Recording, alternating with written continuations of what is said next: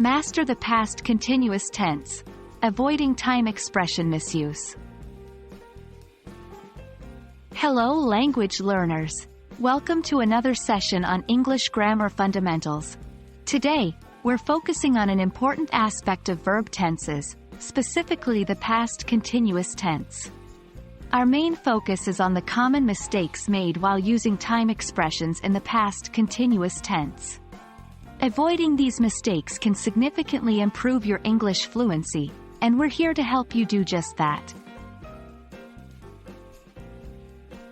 Before we jump into the nitty-gritty of time expressions, let's do a quick refresher on the past continuous tense.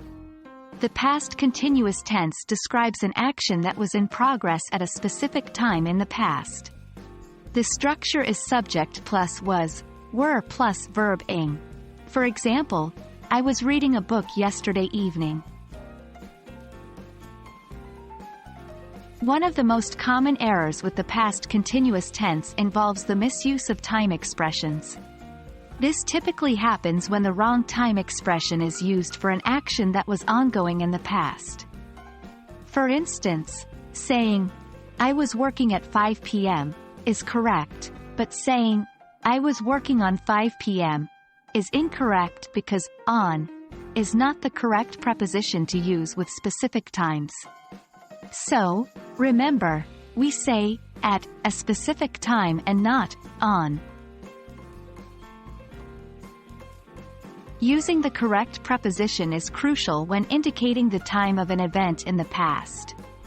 Below are some general rules to guide you. 1. Use at for specific times. I was studying at 10 p.m.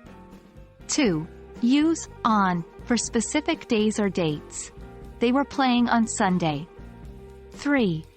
Use in for longer periods, like months, years, seasons, or parts of the day.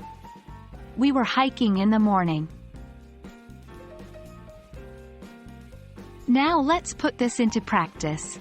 Try to correct these sentences. 1. She was cooking on 6 p.m.